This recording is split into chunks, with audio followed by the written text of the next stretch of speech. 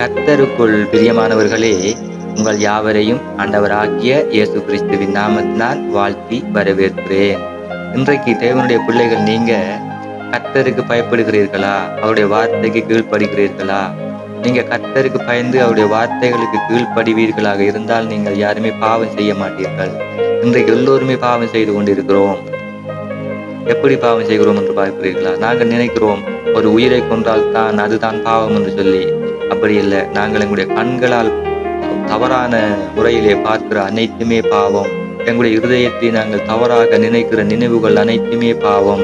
அப்ப நாங்கள் எங்களுடைய பார்வைகள், எண்ணங்கள், சிந்தனைகள், செயல்கள் எல்லாவற்றிலுமே நாங்கள் பாவம் செய்து கொண்டிருக்கிறோம்.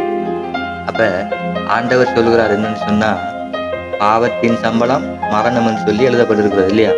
அப்ப நீதிமொழிகளை நீங்க பாருங்க. நீதிமொழிகள்ல கர்த்தருக்கு பயப்படுதலே ஞானத்தின் ஆரம்பம், மூடர் ஞானத்தையும் போதகத்தையும் அசட்டை பண்ணுகிறார்கள் சொல்லி எழுதப்பட்டிருக்கு. அப்ப நாங்க மூடர்களாக இருக்கிறோமா? மூடர்கள் தான் அவருடைய ஞானத்தையும் போதகத்தையும் அசட்டை பண்ணுகிறார்கள் சொல்லி எழுதப்பட்டிருக்கிறது இல்லையா? அப்ப நாங்க ஆண்டவருக்கு பயப்படுவோமாக இருந்தால், நாங்க அவருடைய வார்த்தைக்கு கீழ்ப்படிவோமாக இருந்தால் நாங்க இந்த பாவம் செய்ய மாட்டோம். ஏன்னு சொன்னா, நீங்க பாருங்க, ஆண்டவர் வசனங்கள், ஆண்டவர் சொல்கிறார், நீ பயப்படாத, திகையாத, கலங்காத, கவலைப்படாத, சந்தோஷமா இருன்னு சொல்றாரு தானே.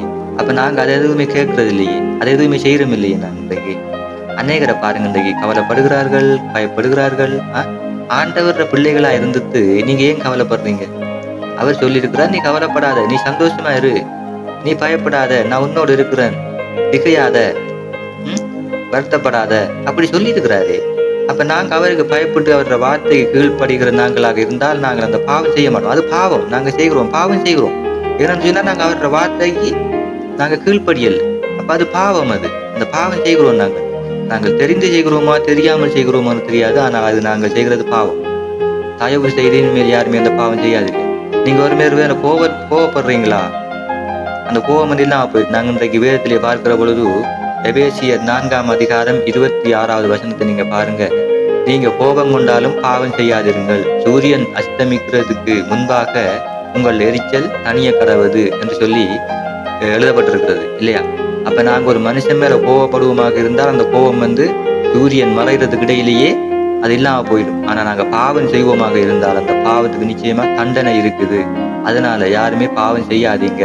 ஆண்டவர் வசனத்துக்கு கீழ்ப்படிங்க, அவரோட வசனத்தின்படி நடங்க.